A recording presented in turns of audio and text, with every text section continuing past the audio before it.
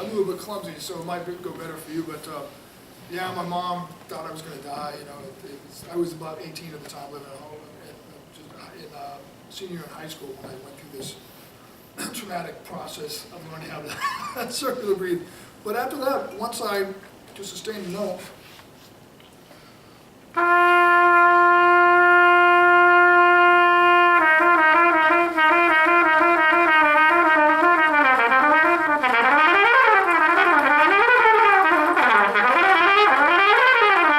I found I could just move around the instrument and do it while playing other things and in different ranges. I found that eventually it got easier and easier to do it higher and higher. Because the problem with it is that for a brief split second, these muscles kind of take over for these much stronger muscles. You know, so normally when we're playing, usually it's not something we should be terribly conscious of. Like I never actually deliberately flex these muscles here to play. The body just kind of knows generally. It's just like singing or shouting. You know, ideally that's how we connect to the sound. So even when I'm playing, if I'm changing register,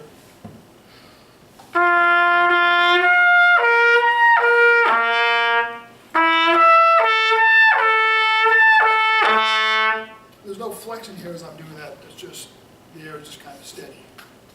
Right? And then I work on my flexibility so that I can trust my ear to guide my chops to make that stuff happen. So despite that though, there's still a lot of strength coming from the core here that we all have that we don't have these facial muscles. So for a split second, these muscles have to take over, which is why it's pretty difficult as you go higher and higher for that to work. And in the low range, it's hard because you have to sustain just a lot of air speed, air volume really to do it. Because I do that sometimes. I play this tune, You Know What Love Is. It's a ballad, and I'll go at the low register, try to start out.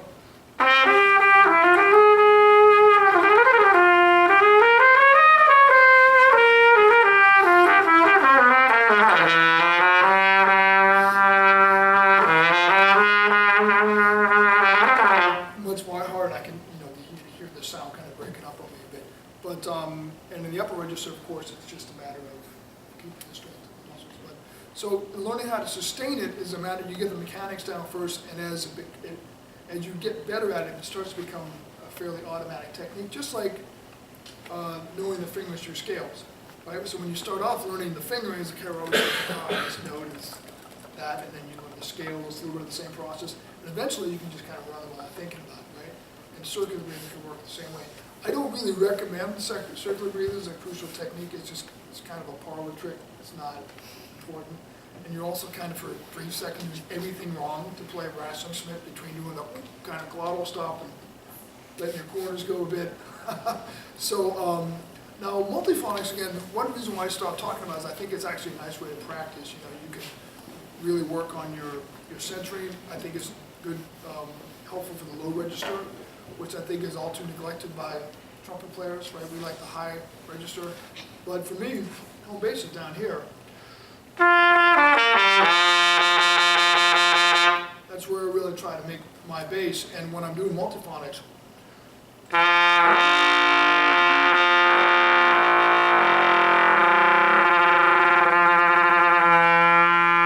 even being able to sing and tune myself is great training for my sense of pitch. And getting the intervals to really be exactly in tune so that they can resonate is also kind of nice ear training. And there's really nothing, you're not going to hurt yourself doing multiphonics, you know, so it's something that I'm very happy to show people, while circular breathing is kind of more of a, you know, not as useful, I think, for overall technique. Any other questions? You look like you got Flexibility. Yeah. It's kind of something, you know, I try to instill in my guys, but I don't think I'm probably into it enough, you know. What are some of the exercises we can start on and then build from to get really flexible like you and Alan and all the guys that work now?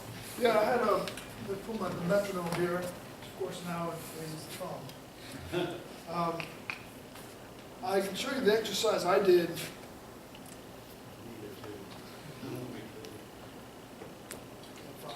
Music stuff like this.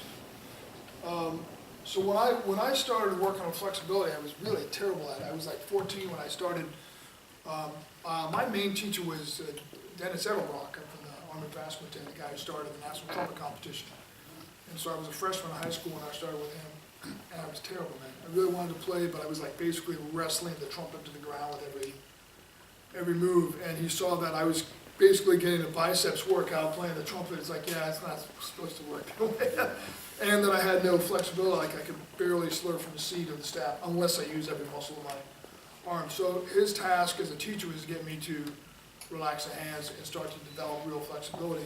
And the exercise he showed me was this very simple one.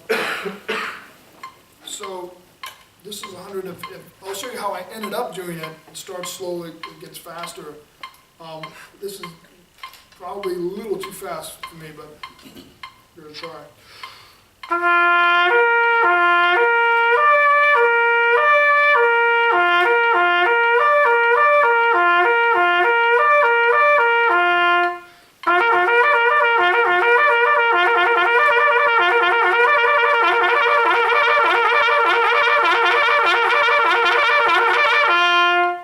So I start at quarter notes and go through 30-second notes.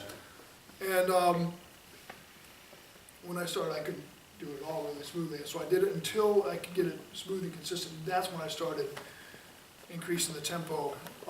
And also, I would start taking it into the high register. What I love about this exercise is it's so simple that you can, it's very easy to put on the metronome because it's so rhythmically symmetrical.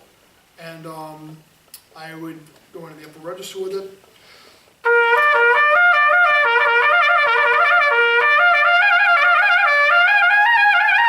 Instead of I just go up to the top of my comfortable range, and once I released my hands, death grip on the trumpet, my range plummeted until it kind of slowly built up again for using flexibility. And this can also be a great way to build wide interval flexibility. So using the same exercise.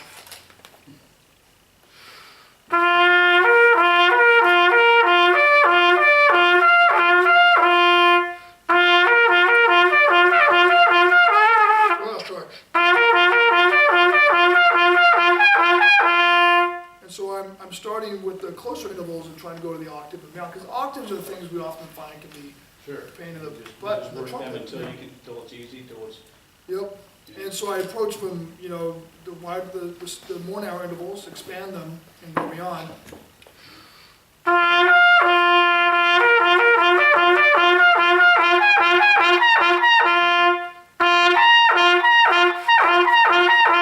And so, and expand down to the low C as well. Efficiency, right? Yep, exactly. And so if you are too ambitious too quickly, then if there's too much muscle and you can't avoid it. But if you start where it kind of works, and you gradually push against it, then it can improve drastically.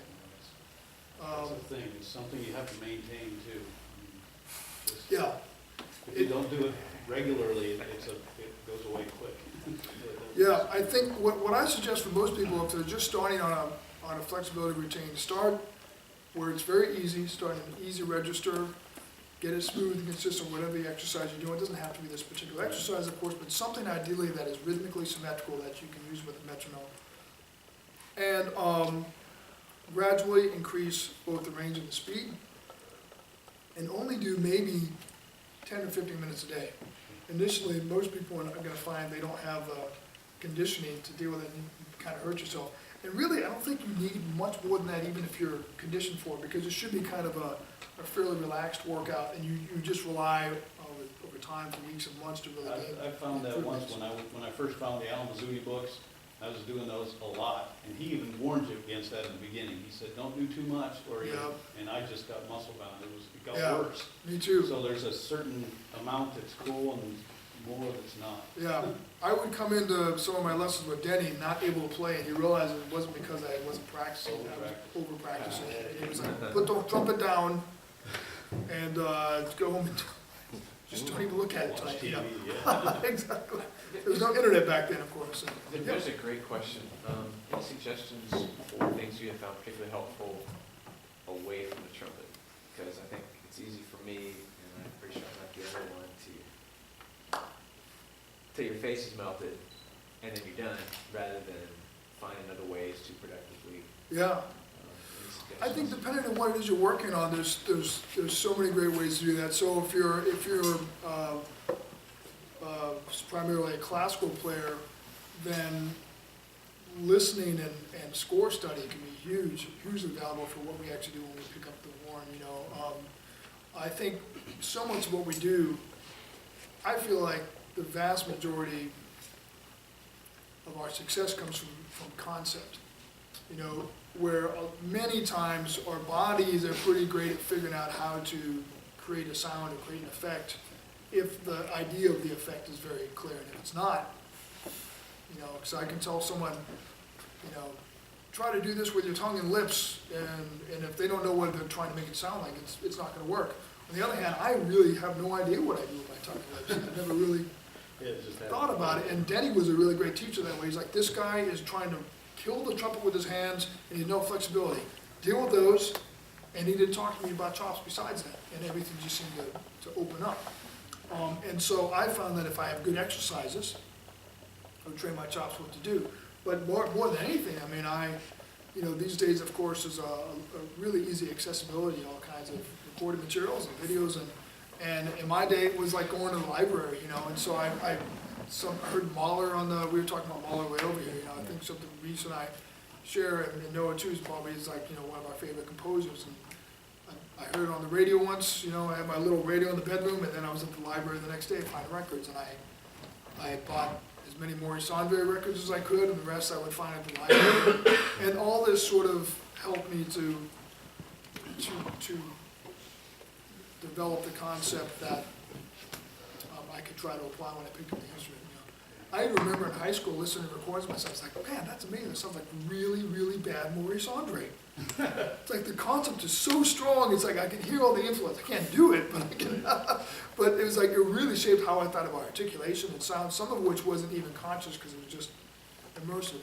And I think there are other things beyond that, which is obviously fairly, probably fairly obvious advice, you know. But I think for people to also find some ways to kind of quiet their mind down, especially these days when we're dealing with all kinds of crazy stimulus all the time, whether it be some kind of meditation practice or yoga, just trying to find a way to kind of sit quietly and sort of, you know, get the mind together. I think exercise can be really hugely useful for people, and given your profession, you probably have done a lot of exercise anyway. It's kind of part of the job, you know. I'm sure the PT thing is like part of it, but I think there's huge value to that. And